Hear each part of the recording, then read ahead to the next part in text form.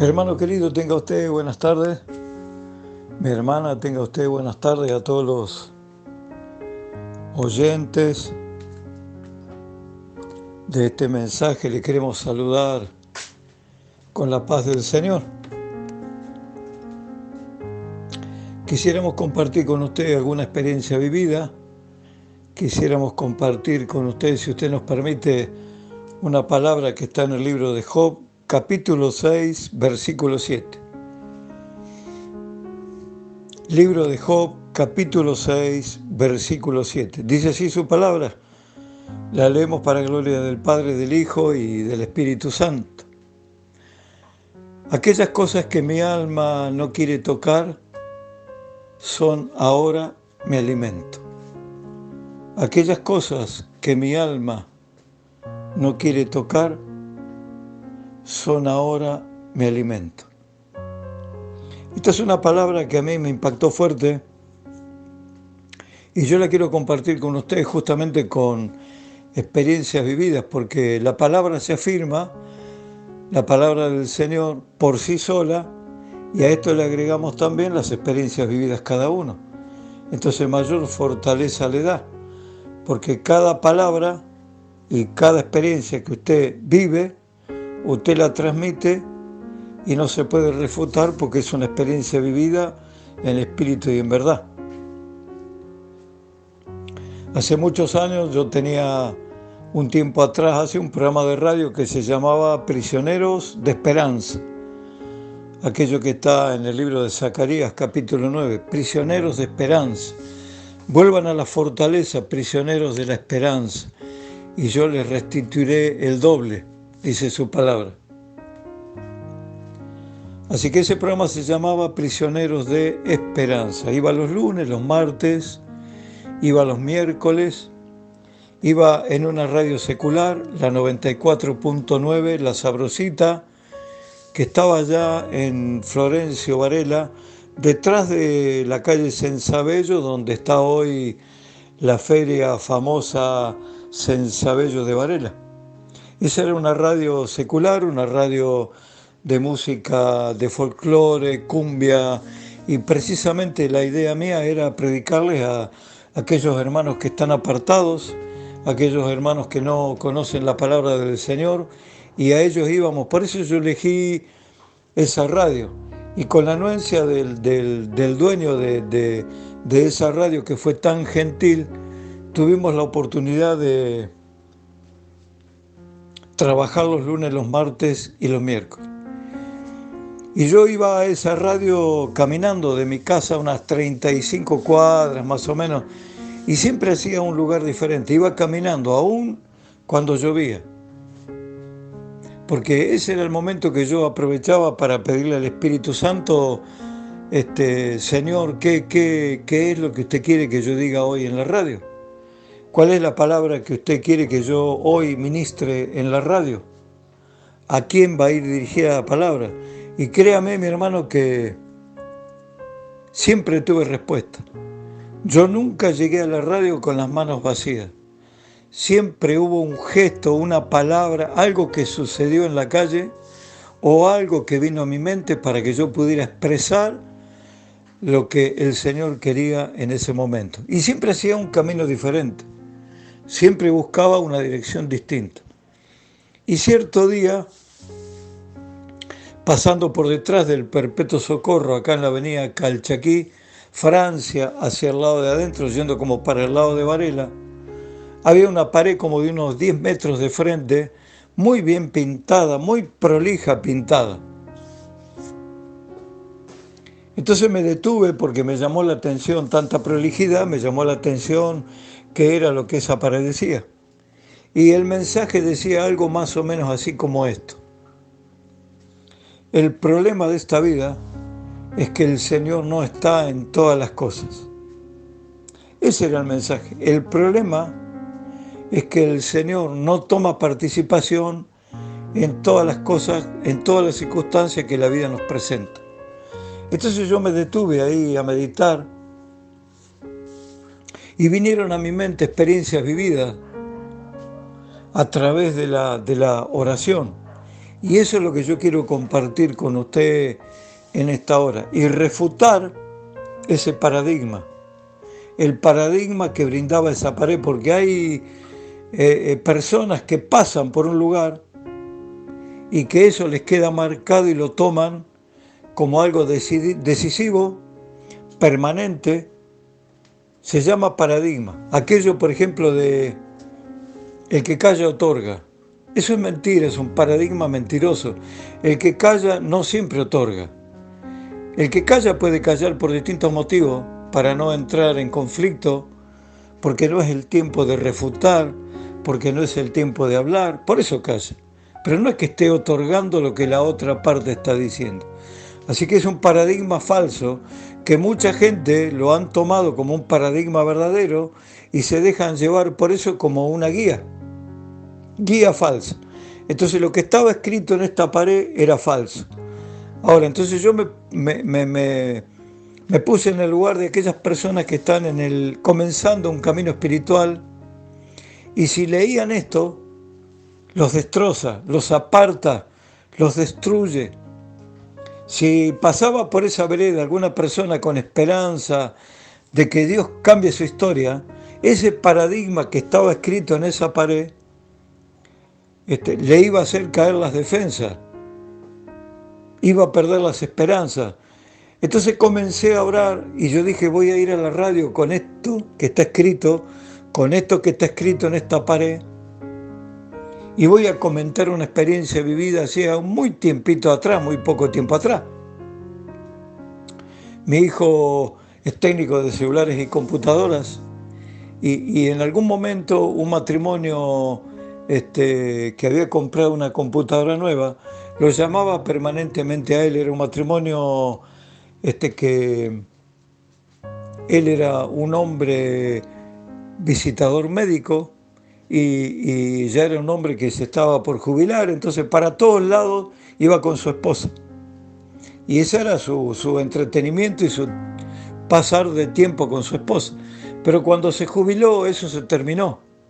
Y usted sabe lo que puede suceder cuando una persona se jubila y le quitan la rutina de cada día. Hay gente que ha llegado hasta el suicidio.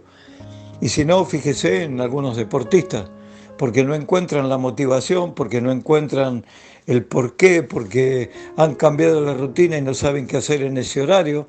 Se movían como una máquina, se movían por acostumbramiento. Entonces ya la motivación no era el trabajo. Así que entre los dos, ese matrimonio compró una computadora y lo llamaban a mi hijo para que permanentemente les esté enseñando cómo manejar esa computadora, porque ellos, esa era la manera que encontraban para poder distraer el tiempo que les quedaba libre. Así fue que yo atendía el teléfono y esta dama, esta mujer me decía, yo sé que usted es pastor de la iglesia evangélica, entonces yo le pido que usted no me hable del Señor. Yo le pido por favor, porque yo estoy enojada con el Señor. Yo conozco la palabra. Yo estuve muchos años en la iglesia, pero hace 12 años que yo tuve una discusión muy pequeña, muy tonta con mi hija, y hace 12 años que mi hija me dio vuelta la cara. Así que yo no la puedo ver a ella, yo no puedo ver a mi yerno, yo no puedo ver a mis nietos. Es más, nació un nieto nuevo que yo no lo conozco. Y a mi otra nieta yo no la conozco, no la he podido ver crecer. Así que viendo que el corazón de esta mujer estaba lastimado, muy herido, en ningún momento yo insistí con ella con hablarle del Señor o hablarle de alguna cita bíblica o invitarla a alguna iglesia, como es costumbre nuestra. Yo evitaba este tipo de conversación. Pero lo que no podía hacer esta mujer era impedirme a mí que yo me arrodille acá en el costado de mi cama, en el silencio de mi habitación, y comience a orar por ella, a nuestro Padre.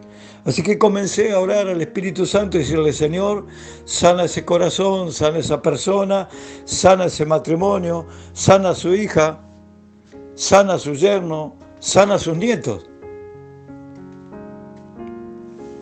Así fue como a los 6 meses, alrededor de los 6 meses, hubo un llamado telefónico, me tocó atender a mí Y yo le digo, Susana, ¿cómo está? Buen día, ¿cómo anda? Espere que yo le doy con Ramiro. Ramiro, para que usted sepa, es mi hijo que arreglaba celulares y arregla computadoras y que los atendía a ellos. Y Susana me dice, no, disculpe, yo quiero hablar con usted. Hoy yo no quiero hablar con su hijo, hoy yo quiero hablar con usted. Yo quiero decirle, y no me pregunte cómo, ayer domingo, el día que yo estaba hablando era un día lunes con Susana. Ayer domingo a mí se me ocurrió ir a la iglesia, no me pregunte por qué, pero yo me levanté a la mañana con la voluntad de ir a la iglesia. Hacía casi 13 años que yo no iba a la iglesia, porque estaba enojada con mi hija y con el Señor. Así que le dije a mi esposo, Alberto, levántate y nos vamos a la iglesia.